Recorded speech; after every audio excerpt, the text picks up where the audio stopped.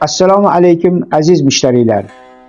Mumtoz adabiyotimizning 15-asr oxiri, 16-asr boshlarida yashab ijod etgan ikki buyuk o'zbek shoiri, mutafakkir Mir Alisher Navoiy va buyuk sarkarda, shoh va shoir Zahiriddin Muhammad Boburdir. Bugun sizlar bilan nozik tab shoir Sobiqron Amir Temur bobomizning 5-avlod nabirasi Zahiriddin Muhammad Boburning Boburnoma asari xususida qisqacha ma'lumot bermoqchimiz. Bobur ijodiy merosining cho'qqisi ushbu asar dastlab Boburiya, Voqeanoma, Tuzuki Boburiy, Voqeoti Boburiy, keyinchalik Boburnoma nomi bilan nomlandi va mashhur bo'ldi. Unda salkam 50 yil, ya'ni 1493-yildan 1530-yillargacha bo'lgan O'rta Osiyo, Hindiston, Afg'oniston va Eron zaminida ro'y bergan tarixiy voqealar, Temuriy shahzodalar o'rtasidagi o'zaro toj taxt uchun kurashlar, ushbu hududlarning geografiyasi, etnografiyasi, tarixiy shaxslari, shahar va qishloqlari haqida atroflicha ma'lumot beradi. Shu sababli bu asar nodir memuar ensiklopedik asardir. Asar 1493-yilda Andijon hokimi Boburning padari buzrukvori Umar Shayx Mirzoning tasodifan jardan qulab halok bo'lishi, endigina 12 bahorni qarshilagan Zahiriddin Muhammad Boburning otasini o'rnini olishi bilan boshlanadi.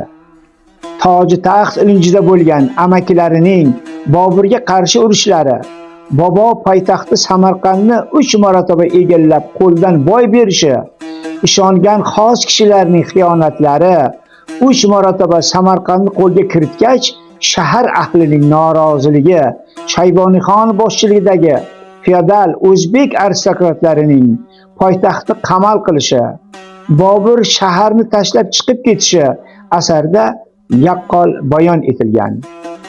Boburnoma shunisi bilan ahamiyatliki, Boburning oyog'i qaysi shahar yoki yurtda bo'lsin, uning geografik o'rni, tabiati, o'simlik va hayvonot olami, dehqonchiligi, chorvachiligi haqida mufassal ma'lumot beradi. Yana bir jihati, Bobur qayerda bo'lmasin, avvalo o'sha yurtning tili, adabiyoti, xalqining ilm darajasi, urf-odatlari haqida to'liq ma'lumot beradi. Boburnoma shunisi bilan yana ahamiyatliki, Bobur qadami yetgan bo'lib joy bo'lsa, o'sha joy haqida mukammal ma'lumot beradi. Masalan, Andijon ta'rif haqida eli turkdir, lafzi qalam bilan rostdir deydi. Farg'ona haqida insonlarning saxiyligi, qo'li ochiqligi haqida qovun payti, qovun boshidan qovun sotish rasm emas deydi. Shahri Samarqand haqida ajab orasida shahardir. Anda bir xususiyat borki, har urfagarning bir boshqa bozori bor. Bir-birlariga maxluq emasdir. Ko'p nonvonliklari bordir, oshpazliklari bordir. Olamda Samarqandning qog'ozidan yaxshi qog'oz yo'qdir deb ma'lumot beradi. Biz yashab turgan zamin xususida ma'lumot berar ekan, Qarshi viloyatidirki, Nasab va Naqshab ham derlar. Qarshi mo'g'ulcha otdir. Go'rxonani mo'g'ul tili bilan Qarshi derlar.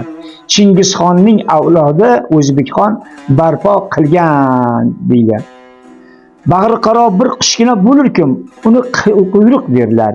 Behad ko'p bo'lir degan ma'lumotlarni beradi. Xullas, Boburnoma asarini o'qir ekanmiz, o'sha davr haqida, salkam 50 yil haqida juda ko'p ma'lumotlardan xabardor bo'lamiz. Ana shuning uchun ham bu asar qimmatli asardir. Dunyoning barcha tillariga tarjima qilingan va hozirgi kundan eng sevib o'qiladigan asar hisoblanadi. E'tiboringiz uchun rahmat.